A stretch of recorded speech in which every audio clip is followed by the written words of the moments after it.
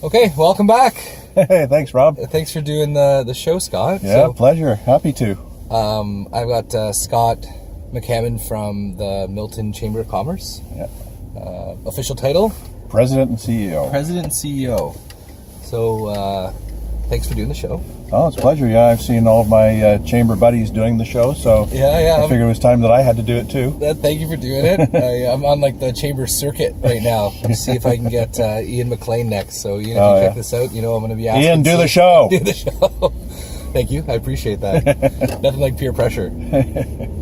So yeah, I mean, there's lots to talk about in the world of business and chambers of commerce. But before we kind of get into it, for the people that don't know you, maybe you could just give the audience a little bit of an introduction in terms of, you know, where you've come from and how you got involved with the Milton Chamber and kind of what you're up to today. Sure. So I've been around chambers of commerce for about 35 years. So I'm one of the old timers. I was actually working in the radio business in Hamilton, and we were told to get involved in the community. So I joined the Burlington Chamber and worked my way through committees, got on the board, became chair of the board, and was having so much fun doing the chamber business that when the job came open, I became the manager of the Burlington Chamber.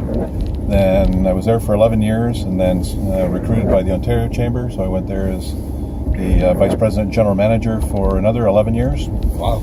And then did some consulting for the Hamilton Chamber, and then Milton had an opening, so I came to Milton. And when was that? That was a year ago. Okay, great. So was it like a 1 year anniversary type of thing today? Or? Just, a little bit past, so you don't have to get me anything. Okay. Great. So, I mean, that's a lot of chamber experience, like on the local levels and on the Ontario level. Maybe just touch on the Ontario piece for a little bit, because I feel like not a lot of people really understand the nature of the Ontario Chamber of Commerce. So can you give people a little bit of understanding of what the Ontario Chamber is all about? Sure. So the local chambers are members of the Ontario Chamber, so it's voluntary. The Ontario Chamber is not head office, which a lot of people think it is. So basically, we've got the Canadian Chamber, we've got the Ontario Chamber. Canadian Chamber is basically working at Parliament Hill in Ottawa. Yeah. The Ontario Chamber works at Queen's Park. Gotcha. And basically what they're doing for us is they're our eyes and ears, so they're working on things, finding out about what the issues are, telling us in advance what the issues are, what the impact might be on our members. Right. Then we either help them put together some of the briefing documents, some of the resolutions that'll happen in terms of lobbying the provincial government. Right. Or in some cases, they'll just tell us what needs to happen, and then we'll get that information out to our members. Yeah, okay, cool. So it's an incredibly powerful machine, if you want to call it that. The nice part about chambers is that there is a chamber in every electoral riding in Canada.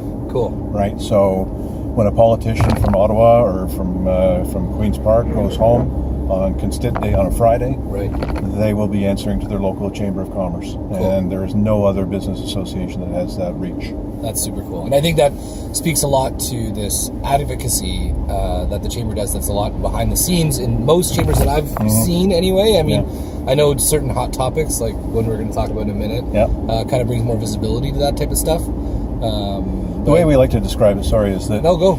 A chamber will be working on an issue behind the scenes for months or years before the public may even know about it. Right. Before the business community may know about it, which is different than some of our competitors. Some of our competitors will just, jump on an issue when it becomes great to make a headline in the newspaper. Right. But they haven't been working on the issue. Once it becomes public, we've either, decided that, it's something that we've shaped enough that now we can take it out and get public consultation on it.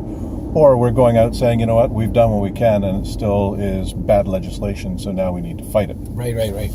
So, okay, we'll get there. We're not quite yet. A bit of a hot topic, this Bill 148 thing. So before we get into that,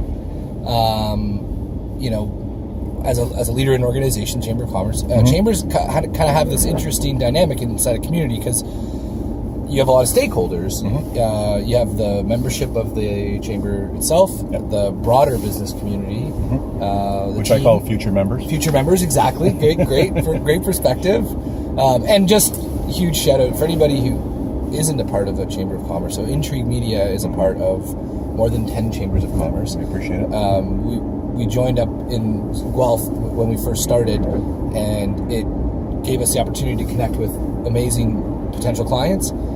gave us an opportunity to learn about our business and the general business landscape, and has been like integral in the growth of our company. And we've developed really strong relationships with all the chambers that we work with, and you see it here with Fred, right? Right. And working with Milton. Yep. But I mean, I just can't speak highly enough to being parts of a chamber of commerce. And I think the biggest thing that really stands out for me, especially for a growing business, is around this idea that, if anybody's read Made to Stick, the Tipping Point, with Malcolm Gladwell, he talks about the kind of the key to getting word of mouth going is to have sneezers, connectors, and salespeople in the message, and the chamber's full of those people. And so I think it's just a great opportunity for anybody. Yeah, and the beauty of it is you're saying that we represent all types of businesses. There's a perception that chambers are predominantly small business. Right. I always say that the chamber reflects the community. So if the community is 90% small business, chances are the chamber is going to be 90% small business. Right.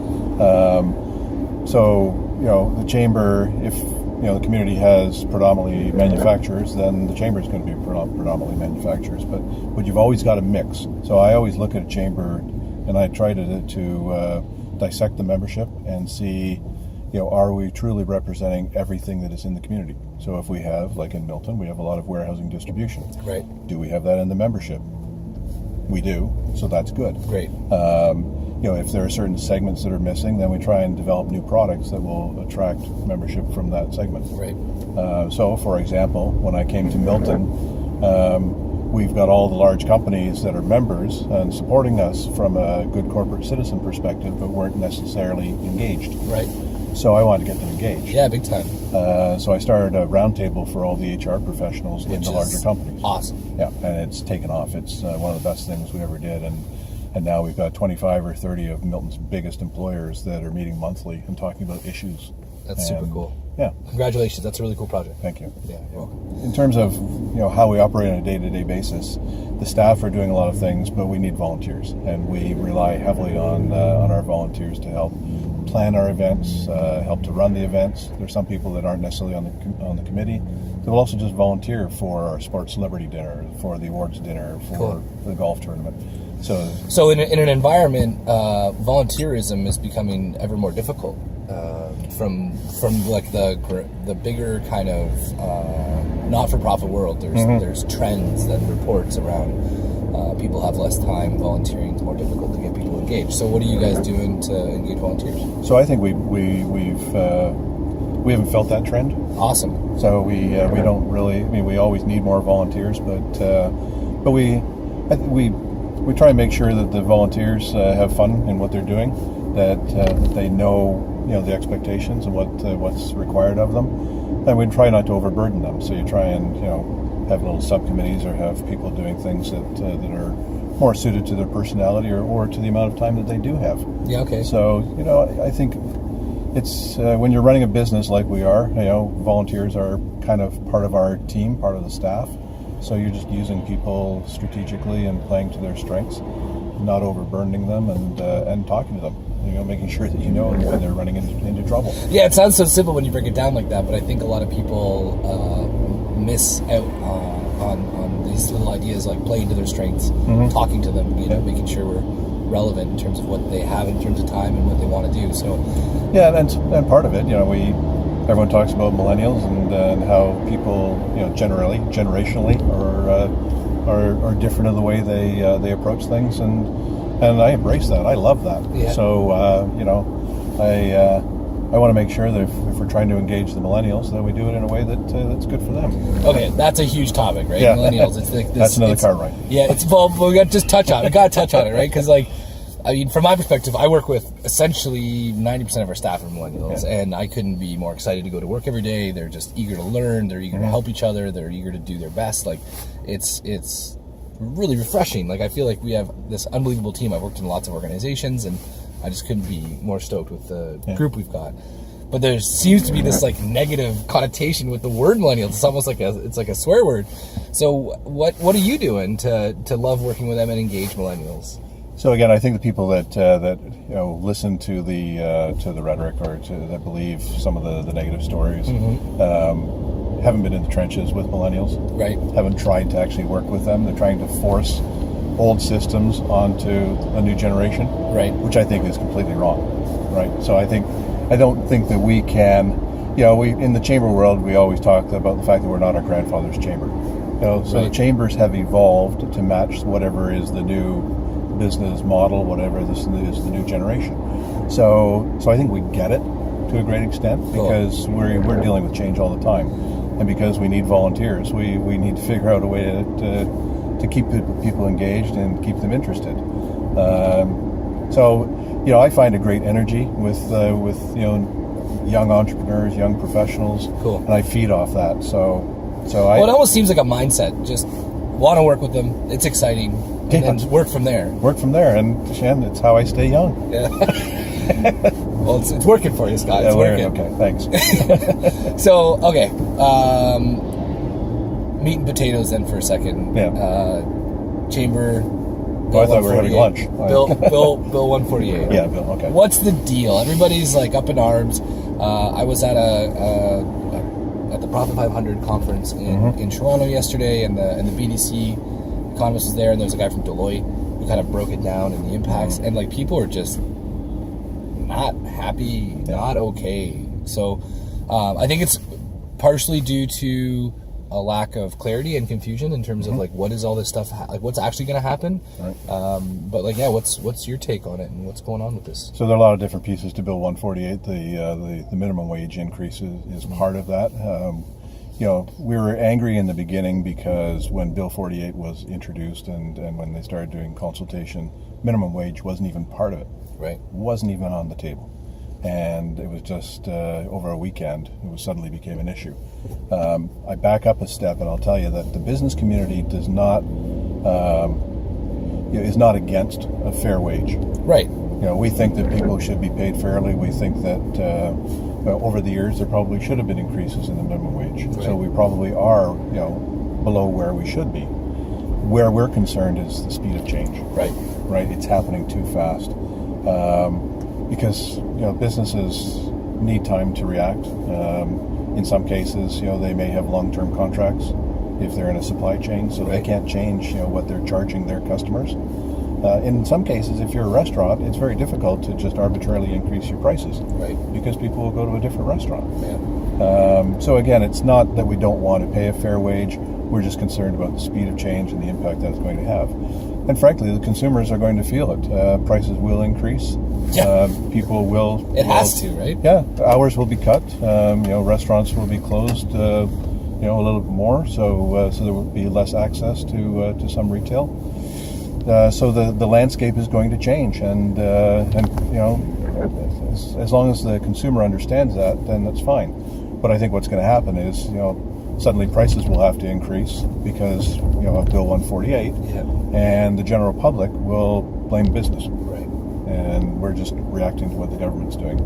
And you compound that with what the federal government's doing, Bill Morneau with all of his tax reforms. And it's just been a very confusing summer for business people. Well, the biggest feedback I got yesterday was around this whole note on taxing passive income, and I put it in quotes because essentially a lot of businesses in the room I was in yesterday were talking about how they and us save money on the side, so that if a rainy day comes, we can take that and use it as capital, or if an opportunity for an acquisition comes up, or a new capital spend, whatever, we're not going to go for loans with interest rates. We're taking money that we've saved using the business's own retained earnings and capital. So, because in some cases, when the economy gets tight, the banks won't loan you the money. Yeah, so it's not really passive income. It's more of like a capital storage. It's capital storage. It's saving for a rainy day. A lot of during tough economic times, a lot of businesses close because they haven't planned. So why are we going to, take the money away from the people that have actually done the planning and save for a rainy day? Most bankers or economists will tell the general public, consumers, that they need to save a little bit, because if you own a home, something's going to go wrong. You're going to need a new roof. Yeah. So you need access to money. If you can't get it from a bank, you have to have it yourself. So again, you're penalizing people that have planned. Right. And what we also say to people is, think about your mortgage. if you had a 30% increase in your mortgage, a lot of people would lose their houses. But that's the kind of thing that's happening to business with Bill 148, minimum wage increases, with the tax reforms that the federal government's talking about. It's increasing our mortgage to a point where we can't afford our house anymore. Yeah, so I think the consultation period just ended. It ended October the 2nd, and we were trying to get them to extend the consultation. They refused. They've said that they've heard from enough people. So, we're expecting them to make changes. We hope that they've heard. Certainly the Chamber Network across Canada has been hugely engaged in this, trying to get the message across. And we knew a long time ago that this fight would not be a typical advocacy fight at, Parliament Hill or with the bureaucrats in Ottawa. This, for the federal tax reform, the issue is going to be fought at ground level in the constituencies, talking to each of the Liberal MPs and saying, you know what, this is how it's going to affect the people that vote for you. Yeah, in a big way. And so that's been the big push, making sure that the local MPs understand exactly what's going on. We're lucky here in Milton because Lisa Raitt has been a huge supporter of ours in terms of fighting the tax reforms. But we need to get the message across to the Liberal MPs as well. So that's... I'm curious. I'm not to say you know this, but are there... So, the old president of Guelph Chamber, Lloyd, yeah. MP. Are there other MPs that were parts of Chambers? Not that I know of. Oh, okay. Yeah. Damn. Anyway, there are a lot of MPs that are business people that have been involved in the chamber. Right. But Lloyd's unique in terms of having been a chamber manager that's gone on. Yeah, okay, cool. There are actually managers that have become mayors. Right. But not MPs that I know of. Okay, fair enough. That's cool. So then if we break it down, what does someone do? A business owner, local level, what do I do to help kind of slow this down? Because, everybody's in the same boat. We want fair wages. The tax reform is kind of crazy. So what can one individual do about it? I think basically let your local MP or MPP know how you feel. Yeah. They're the ones that ultimately will be voting on the issue. Yep. If they're in caucus or part of the government, if they're in opposition, then they need to know your story so they can tell your story, in Ottawa or at Queen's Park. Cool. So just work with your chamber, make sure that everyone understands how it's going to affect your business. So either we're telling the story for you or you're telling the story directly. Yeah, okay, that's great. So last thing, selfish promotion, chamber stuff, anything going on you want people to know about? We're in busy planning season right now, so a big event coming up in February the 6th is our sports celebrity dinner. Cool. We bring in all kinds of athletes, hockey players, baseball players, and raise money for our scholarship fund because we give money to 7 local students every year. Awesome. So we've got that coming up. Any notable people coming? You know what? We're in the early stages now, okay. But last year we had Cito Gaston, we had Melissa Bishop, the Olympic runner, Rachel Holman, the curler. Awesome. So we always get a great lineup. RBC helps us too because they have a roster of Olympians, so they always bring some people along for us. So that's great. Planning for the golf tournament next year already. Community awards, we're all right now looking for nominations for our awards. Oh, there's a good one. How do we nominate people for the community awards? Look at our chamber website, miltonchamber.ca. Great. Yeah. Okay. Good. Awesome, Scott. Thanks, Rob. Thanks for doing this. Pleasure. All right, see you guys. Bye. Hey guys, if you want to check out some more information or interviews, you can go right here. Or if you want to check out some I'm in a Cars with Rob Murray, you can go right here. So I hope you enjoy it. Leave your comments below and share away. Thanks, guys.